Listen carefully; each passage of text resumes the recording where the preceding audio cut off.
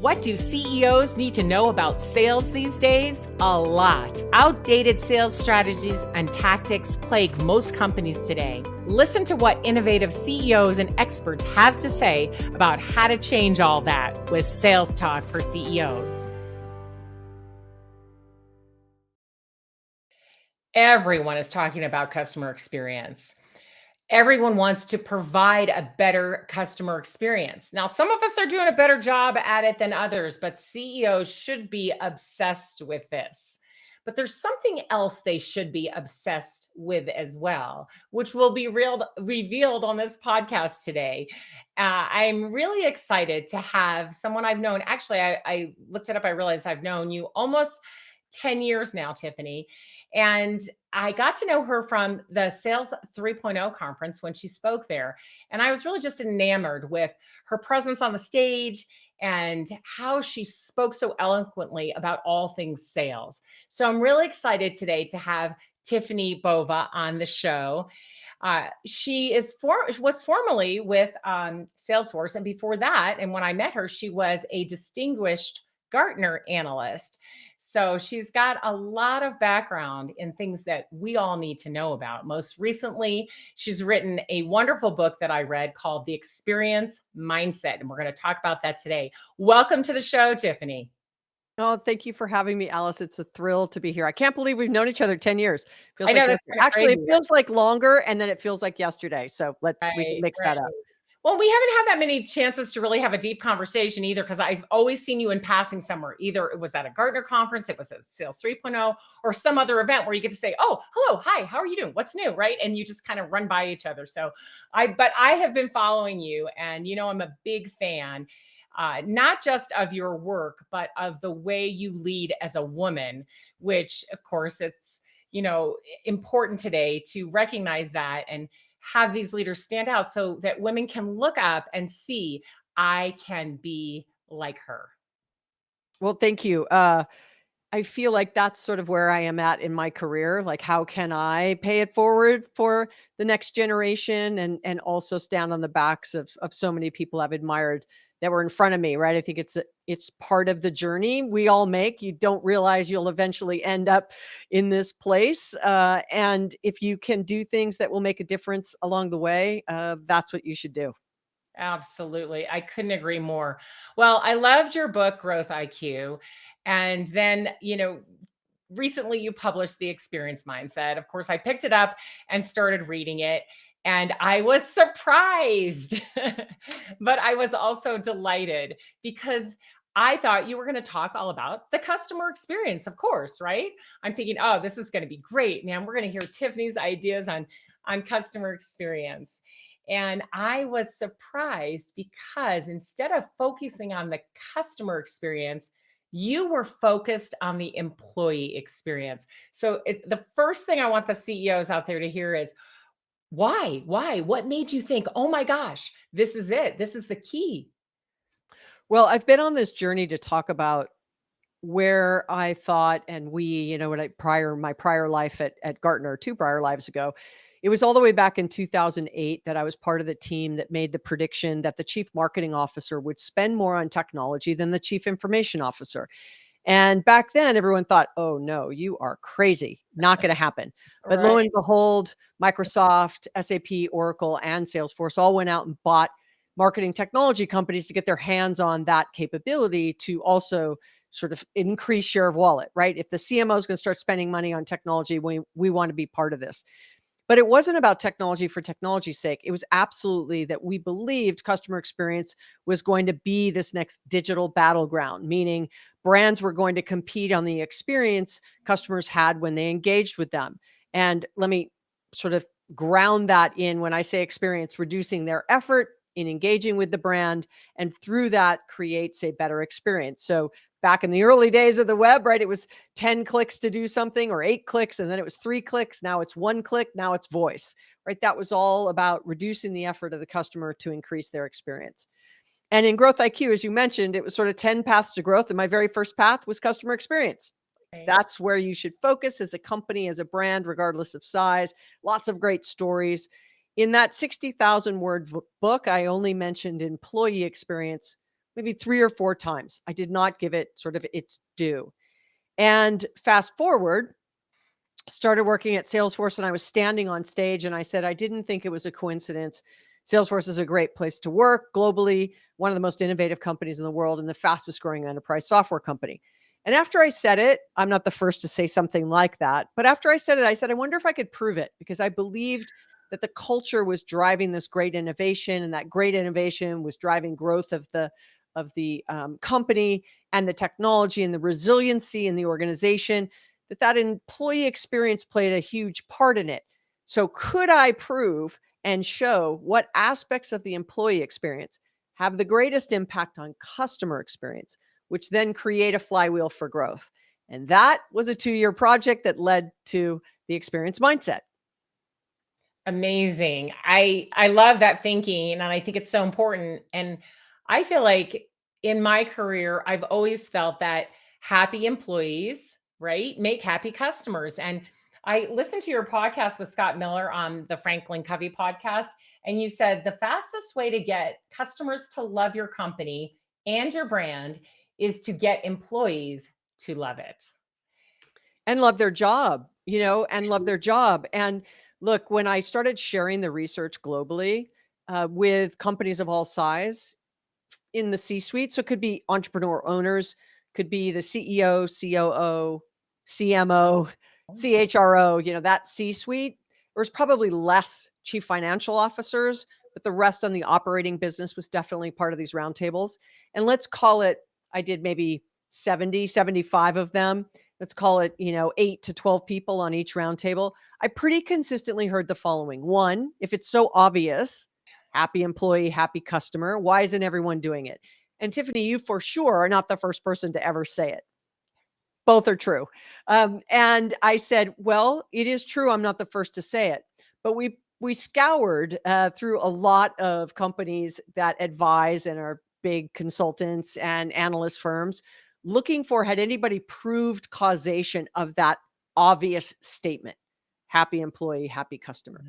And lo and behold, we found a ton on return on investment for activities and initiatives around customer experience. And we found a ton on the same for employee experience. If you get this right, you'll have less churn in your customers and your employees. You'll attract more customers. You'll attract better talent and employees, right? I mean, we could see that it would show better bottom line and top line performance. But we did not find any that showed that true causation and what aspects of that employee experience have the greatest impact on customer. And that's what was super exciting, that we now could put some tangible proof behind that obvious statement. The second thing I heard was in those roundtables was who owns it. And the third was what's the return on that investment, which should not surprise you. Absolutely not. And I think that it's so great that it came to light in these conversations. And I'm not surprised there wasn't any research to back it, but I don't think there's a CEO alive that would say, I'd like my employees to have a miserable experience. And I think that'll really improve our customer experience in any way, right? I mean, I'm talking to CEOs all the time about successful customers, how important it is to not just have a list of customers, but have a list of successful customers. They can use what you sold them to make their lives better. And they're willing to tell anyone that because they are successful. And that can only come when the employees are successful and when the employees can back that up. And so I think that a lot of CEOs, when they look and see, we have this great customer list, but not so many of them could we really say are highly successful or even successful, then you start to look at the employees and you will absolutely know why. I mean, it breaks down in the onboarding a lot of times, but in many other places as well in the entire sales experience. So I think that the important thing right now is for CEOs to really know, okay, what do I need to know about this whole customer experience and how integrated employees experience is with it, and what can I do as a CEO? So let's start with, what do CEOs need to know that maybe is not so obvious? Well, I'd say through the research, we actually found that CEOs admitted and acknowledged the fact that nobody owns employee experience the way we kind of described it. And I'll I'll get into that in 1 second. The other is that the unintended consequence of pivoting very hard towards customer experience was the fact that the employee experience was negatively impacted. Many companies will just kind of lift and shift the effort of a customer over to the employee. So, for example, if you had a website and you were doing e-commerce online, you would never ask your customers to click 8 times to buy something from you and have 5 tabs open, one to find a product, one to order, one to enter credit card information, one to enter shipping information, and one to confirm the order. We would never do that to a customer. We might do it once or for a short period of time, but you'd either lose your job or not be in business anymore because Right. clients would leave in droves. Yet we streamlined it for the customer and we just moved that effort over to the employee. The employee actually has to log into 5 systems and navigate through manual and digital processes and ask for approval on certain things and spend a lot of cycle time doing things that should be automated and easier that we did, by the way, for customers. So I want to be clear to your point, Alice, that you made. This is not that an executive is waking up going, I want to make the lives of my employees miserable. They're just not thinking about it in this way, which is why I called it the experience mindset. The net of it is, if you make a decision on the customer side of the business, ask yourself, what is the implication to the employee? More work, less work, easier, harder, possible, not possible? Just ask the question. If you journey map the customer journey through buying, journey map the employee journey in selling, and understand, I don't mean the funnel. I mean, what did they have to do a quote, to place an order, to track an order, to do a return? Do the same for customer service or your customer success organization. Go sit in the call center and see it live and in person. Think about Undercover Boss and make that a reality. If you do it for customers, a customer advisory board, should you do it for employees? You're never going to get to a 50-50 balance. But the point is that executives are actually not thinking about the connection between the two, that they're customer centric, customer driven, customer focused, customer obsessed. And yes, of course, employees are important to me, but I will always, through the research we found, I will always ask them to default to what's best for the customer. And so what that does is it puts the employee on the back foot of being able to do what they need to do to not only find joy in what they do every day, but have your customers be successful. Back to your point, Alice, if that's the goal, customer success, there's no way to get there unless your employees have what it takes for them to be successful in order to create that environment at that moment that matters when they touch a customer, that they show up with what they need. Yeah. Well, I think that the CEOs who are looking at this and saying, okay, I know that we need a better customer experience. And now I'm maybe starting to realize that that has something to do with my employee experience. They can, you know, start to ask good questions, right? And learn what they, like you said, the unintended consequences of making something easier for the customer. But really, where should they start? And like, Yep. let's lay out a path for them to get to that point, where they can actually see some change. Yeah, I ask a few questions. The first one is, tell me the top 3 to 5 KPIs, key performance indicators, you use to track customer experience in your organization. They usually rattle off things like net promoter scores or churn rates or customer satisfaction scores, something like that. Okay. Then I say, all right, is your compensation, is your success as a leader tied to those KPIs? So, like, is net promoter score something as an executive that if you drop below something, a certain number, that it impacts your bonus structure, right? Or your pay or anything like that. Then I ask the same thing on the employee side. What are your top 3 to 5 metrics for employees? Tell me what they are. Are they tied in the same way, right, to your bonus or your compensation or the success of you as a leader? If they have net promoter score, do they have employee net promoter score or ENPS, CSAT, employee SAT, customer effort score, employee effort score? Very quickly, I'm trying to show them, are they looking at both in tandem? And I will then say to them, you may be able, if you start to see a dip on the employee side, 2 to 3 quarters later, you may start to see the impact in negative ways on the customer side. So if your employee net promoter score or employee satisfaction starts to dip, it may manifest itself in a couple ways. Not just you might have talent leaving and your inability to attract talent, but you may also start to see dips in customer experience. And if you could go back 18 months, could you actually tie those two things together? Now their brain starts spinning, right? Mhm. Do I have that? Do I know that? The fact I don't know that is an opportunity for me to maybe improve. And then when they'll say, okay, well, if I have those things, what's the benefit of it? That's where the research really comes to life. We were able to prove that those brands that get both those things correct, a flywheel creates and growth is almost at a 1.8 times accelerator on CAGR over a 3-year period. So Wow. compounded annual growth rate. So for a $1 billion brand, it's a $40 million impact. If you're like, look, I'm a $3 million brand, you can do the math. So it's meaningful and there is impact. Now, if you're strong in CX, or strong in EX and not strong on the other, you still have growth rates. I'm not saying you don't grow or you grow negatively. You just don't get that flywheel multiplier of the two happening in conjunction. But what we also learned from it, and this is really critical, we learned it in our second body of research. We thought if you were doing well in CX, it would lift EX. We thought if you were doing well in EX, it would lift CX.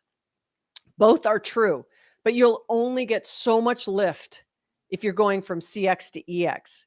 Where it has to start is it has to start with the employees. Then you can start to continue to get lift on CX. You may only find a ceiling to it if your EX is not strong enough and good enough. So that's one way you can start, right? Understand what you're tracking, what you're measuring, because that also shows where you're focused. That's the sort of one place I'd say to start. Yeah, I think that's important to make sure the two are tracking together, as you mentioned. So the employee experience and the customer experience are measured in similar ways so that we can watch to see what happens. And I think that most companies are not measuring them in tandem like that. So they're not seeing those shifts. Yeah, and It's the other side of that is really quite simply, what are you doing on customer experience? Customer right. advisory board, surveys, pulse surveys. Are you doing the same thing on employee? Mimic. Yeah, Yeah, just mimic it, right? I mean, and that's yeah, easy, absolutely. And this easy and to the do. second thing I'd say from a place to start is, are you surveying your employees? And I hope you hear this not annually, only once a year, and a look back by the time you get the survey results. You know, Too late. you're too late. But what we found from the research is almost 85% of companies don't know what to do with the data they collect from employees. Yeah. So they are surveying, but they're not doing anything with it. And I think that's a result of no one owning employee experience in the way I'm describing. And let me sort of put a little footnote here. I'm not a people culture expert. I'm a growth, sales, marketing, customer service expert, if Okay. you will. And I put air quotes around expert. But this conversation is around moments that matter. When an employee touches a customer in some way, a sales call, marketing materials, an FAQs on a website, packaging for a product, right? Anything that a human does that touches a customer and or a human designs that then touches a customer. Could be an app, right? If the app user interface isn't easy and intuitive, it's a bad experience, but maybe it was because the employee doesn't like their job or they don't have the skills. They're not trained to actually do what they're being asked to do. Okay. So at that moment that matters. So going back to sort of the second thing is in that survey, I don't want you asking, like, are you happy? Would you refer us? More importantly, like, how easy was it for you in a pulse survey to close that ticket, Mr. or Miss person, human that is doing the customer service call? How long did it take you to create that quote on a scale of 1 to 5? And if you can do those pulse surveys, you very quickly can start to find areas which could give you improvement. And that comes from that journey mapping, similar to what you do for customer, do it for employee. That's sort of the second thing. Anything you do for customer, let's try and replicate for employee. That's sort of number two. And number three, I'd say, as a leader, the answer to the question of where to focus your time sits with your employees, but not through a survey. Go and ask them. Mhm. Go sit in the call center, go on a sales call, manage by wandering around, virtual or in person. Very Tom Peters in Search of Excellence. Uh, get out of your office and spend time to actually see them in their day to day. I'll give you one stat on this, Allison. I'm sure you'll appreciate this. An enterprise has an average of about 1,061 unique applications. 1,061. So let's call it more than 1,000 of those applications. And I mean everything all up, right? And if you're a small business, you might have, let's say you have 100. And this is every little application you may have that people may use and or not use. Only 27% of those are integrated. Yeah. So the burden of the lack of that integration falls on the fact that an employee, to my earlier example, has to log in to 5 systems or enter data 2 or 3 times, or the data isn't connected or consistent. That slows them down. It creates a bad customer experience, and not because the employee wanted to deliver it, but geez, we're asking them to go to 5 places and jump up from their desk and go on a Slack Crazy. message, yeah, to get approval for a return, or it's taking them 20 minutes to do a return. I don't want to do that as a customer. And I most definitely don't want to do that as an employee as my full time job. So if you can start to uncover and peel back that kind of process misalignment and outdated technology and just pure systems problems, it will really improve the lives of your people. And they'll be much happier doing what they do every day. Yeah. I think that asking the right questions is critical. And I do think that companies do survey, like you said, kind of once a year to get a idea of how happy their employees are. But they're not asking the right questions, and you do need to survey them with how hard is it to do the things you have to do, or how easy is it to do the things that you need to do, and see what the amalgamation of that looks like. I mean, if it's just hard for 2 people, okay, that's a training issue. But if all 50 are saying the same thing, that's an application issue. That is something needs to be streamlined or connected, like you said, integrated, so that it makes their lives so much easier. And I think that's so important. All right, Yeah, well, well, so if you think about from an employee standpoint and from an executive, if you're listening to this, you're like, oh, I just can't pick up another project, or I just can't spend my time focusing on this. I've got nothing. I've got no more time to give. I don't want you to hear this as this massive multi-year, very expensive project. Literally standing up from your desk and asking people, was it hard or easy to yeah, do that? yeah. It goes a long way. Or ask one email question, or open a Slack channel with one question a week and let people answer it. It doesn't have to be something that is really complex. Get back to basics on finding out what's going on in the realities of your organization. Yeah, and you could just do some time on task surveys too. Take a couple of people out of each department and just ask them, "Hey, today will you just let me know how long it took you to do these tasks? So here are the 2 Fantastic. tasks I want you to time for me today." And if you think, "Oh my gosh, that took way too long." There you go. You've got something to start working on. And I agree with you. Don't make it enormous. Pick one thing and start there, and then keep going. Just keep it moving. But all of these things are great, and a CEO has so many things to do, Tiffany, especially in the size companies that I work with. These CEOs have a business to business complex sale. They have sales teams and customer support people and operations people and, a whole company to take care of. And of course, they want to take care of their employees. But you mentioned that somebody has to own this if we really want to give the attention and care to it that it deserves. So tell us about that. Tell the CEOs about who can own it and how that can work. Well, there's a couple things. If you're really a small organization, I am not advocating, and even a very large organization, there's a reason I called it the experience mindset. If you remember the 3 questions I'd get, it's obvious. Why isn't everyone doing it? Who owns it? That second question. To me, that's very much a fixed mindset, meaning, well, if no one owns it, we won't do it. And if someone owns it, I need a new group, a new division, a new team, a new P&L, headcount, all the things like, and I'm trying to get rid of that kind of silo mentality. So I was having a conversation with Liz Wiseman, who wrote Multiplier, and I was describing to her the research. And she said something back to me, and I said, "No, Liz, it's really about this kind of experience mindset." And I went, "Stop, like that's the name of the book. It needs to be an experience mindset, similar to the customer mindset we've had. Some organizations are very product focused mindsets, some are very cost focused mindsets. In this one, I am talking about an experience mindset. So, yes, someone will need to own it, but maybe it is a team, to your example, Alice, right? Where you just grab one or two people in middle management, individual contributors, put together a tiger team and be like, okay, we're going to solve one thing at a time. Let's start with returns. Let's start with onboarding a customer. Let's start with placing an order. Let's start with whatever it might be. Yes, And absolutely. and let the people sort of drive those kinds of conversations. And then come forward with a recommendation. And then in the future, I call it an employee advisory board. In the future, when IT wants to introduce a new tool, process, system to the environment, that it goes through this EAB. Now, I'm not saying they have to say yes to everything or it doesn't happen, but at least let them have some say and voice in it. Well, are we going to get trained first? Or, well, if we're going to do this, should we eliminate this other product that kind of does the same thing? Or if we're going to do this, that process over there has been broken for a really long time. So if you're going to do this, let's fix the process first. Again, executives don't always use the technology employees use every day. So they're not aware of it, their inability to do it or inefficiencies that are actually permeating the organization. So that may be a way for you to get focused. And if you do that, by the way, employees now feel like they have a say in what happens to them every day.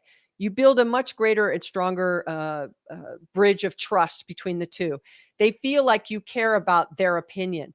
There's a lot of goodness in starting to have those kinds of conversations, but you can't have it once and walk away. You can't do it for a little bit and then not do it anymore. That's why it has to be part of what I call this new operating philosophy that you never do for one side, customer or employee, without considering the other side, customer or employee, and strive to get better balance, but it will never be 50-50. Yes, that question always has to be there. How is this going to impact our employees? And on the other hand, how will it impact our customers? And I think far too often we make these decisions in a vacuum and neither of those things gets considered. And that's how we inadvertently wind up where we are. And yeah, I think it's just slow down a little bit and ask a couple questions before you start deploying things or making decisions about things. I think that with CEOs being so busy these days and so many things on their minds, I think an easy way to start is just to, first of all, read the book and get it in your own mind, right? Get your own mindset tuned up to where you want it to be for this symbiotic customer experience, employee experience. Like, get your own mind wrapped around it. I think the book will really help you do that. I know it helped me tremendously, and I've already given it to several CEOs who said the same thing. Then start talking to your senior team about it. Have them read the book and have them wrap their mind around it. And then you can all talk about it. And then don't go after it, full force, like make all these changes. Like Tiffani was saying, and I was saying, just pick one thing where you think you can make an impact. Maybe it's just start to measure differently. So we are measuring the same things on either side and can track that, right? Or maybe it's just having people do some time on task. Or maybe as senior executives, you just walk around the company, like Tiffani was saying, and you just watch. You just sit with somebody for an hour and just watch how they do their work. It will probably explode your head when you see what some of these customer service people have to go through to do some simple tasks, or what your onboarding process is like internally and externally, right? Yeah, and I will tell you, just going back to the Salesforce example, being a great place to work globally for, many, many, many, many years. If it's not number one, it's sort of in the top 5 or top 10 globally. Salesforce only stood up a employee experience team. Well, when I wrote the book, so it came out June of 2023, about a year before that, maybe 10 months before that. So kind of at the tail end of middle of 2022. Even after 20 years of being a great place to work, one of the most innovative companies in the world and the fastest growing enterprise software company. So there's always opportunity for improvement, even if you're growing. And Yes. growth and hypergrowth sometimes masks some of the things underlying that won't allow you to continue to scale over time. Or you keep throwing people at issues versus really fixing the underlying systemic things that are going on in the systems and the processes and the tools and the training and all the things that make the day to day for an employee effective. So I don't want you to think that, oh, we're growing, this doesn't matter, this doesn't impact me, or we have really high employee satisfaction scores, so that's not us.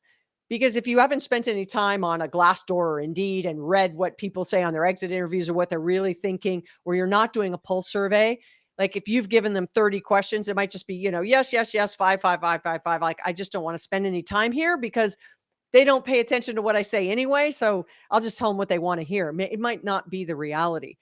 The other thing I'd say on that is look at a few very hyper growth companies that were extremely customer obsessed. Even in their sort of vision statement, we are going to be the most customer obsessed company on the planet. And you can figure out who that is. Starts with an A, out of Seattle. And I would say that how happy are their employees?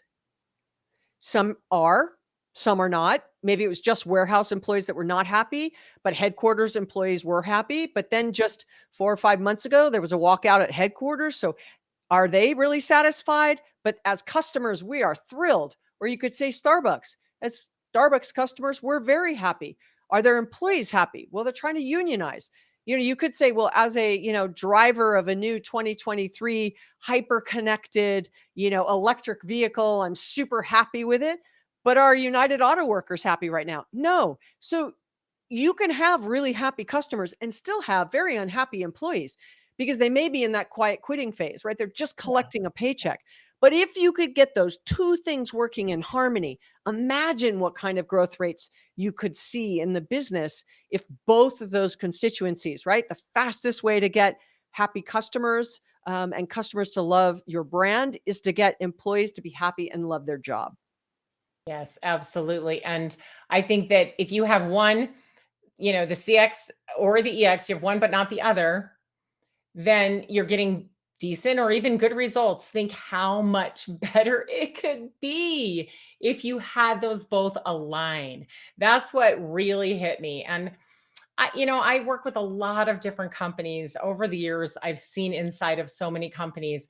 And again, I know that no CEO has set out to make their employees miserable, for sure. But I do hear a lot of things, and I hear things that make me sad. And I think, gosh, why don't you tell the leadership? And they'll tell me, oh, nobody listens, or things like that. And it's like, we need to listen as leaders. We need to listen without judging, with open minds. We need to allow people. Just imagine if you had an employee council that could give you that information in a non-judgmental way because they've collected it from many people, and you could actually hear it and do something with it. Because I know you all as CEOs and leaders want your employees to thrive, to be happy. I mean, nobody's happy every minute, but to most want to come to work and to want to partner up internally and to help everyone. So we just have to reach out and talk to people to get there. And then on the other side, right, the customer experience will come along and you'll match and blend them together, I think. So final words, Tiffani, for our audience of CEOs. I would say don't let this feel overwhelming, right? Literally what Alice said, like just find one little thing. And it could just be a single question in a particular role. Let's just pick customer service or customer success. How easy was it for you on a scale of 1 to 5 to open and close that ticket? Yeah. For Something sales, on a scale of 1 to 5, how easy was it for you to place that order? Yeah. For product development, how easy was it for you, right? Marketing, how easy was it for you? Whatever it might be. Yep. And the largest disconnect between what the leadership C-suite thinks is going on in the business as a challenge to growth versus what the employees think is actually the challenges to growth. The biggest was outdated technology. We've spent a lot of money and time and energy. It's not lost on me, obviously, where I used to work both times, and selling technology for 15 years. Like, I'm in the thick of it. 30 years of sort of creating the chaos, trying to help clean up the chaos, right? And then trying to advise people to navigate through it. But I would say that outdated tech is a place to start. And that tech stack bloat for the Yes. employee has just become too much. It And has. it's just in the whole name of efficiency and productivity and cost reduction and all of that, we have just made it far too difficult for them to use the technology. And there was a study from Gartner earlier in the year that literally said, a couple years ago, it used to be a handful, 3 or 4 big technology changes Yeah. to their day-to-day lives would happen in a year. And now that number is in the double digits, low double digits. So we've Wow. asked them to take on almost 4 times as many new things that they have to deal Yeah. with. And that's just unsustainable, where they just said, I'm just not willing to take on any more. And so when they're not willing, and then you turn around and go, we spent all this money on it, we're not getting the return, or they're not logging in, or they're not using it, or we're not getting the value we thought we were going to. Don't just blame it on the people, right? No. You have to look and really take a hard look at the processes, the implementation, integration, and deployment schedule. Did you train? Did you remove stuff? Did you really do the hard work to just not throw more on the wall and expect your people to just take it? And if they're not going to take it, go, that's okay. You can leave. We'll hire someone else. I don't care what size organization you are, finding and retaining top talent is a top priority to find growth, especially through times like this.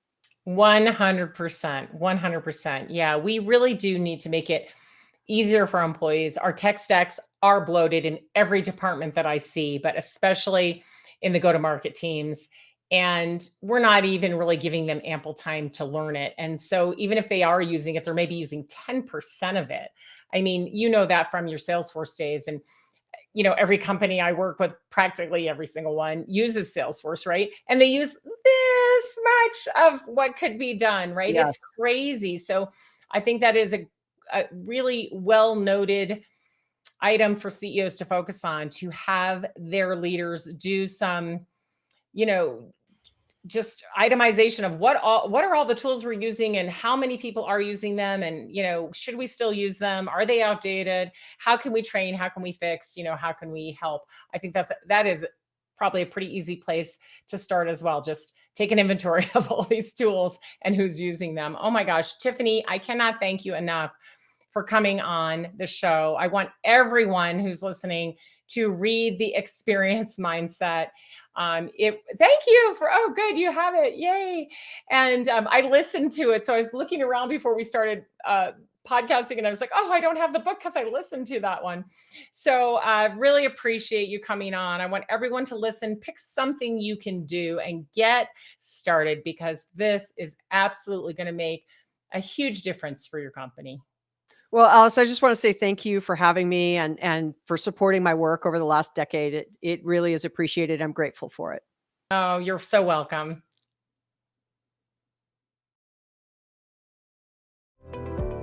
If you enjoyed the show, please like and subscribe, and we'll see you next week.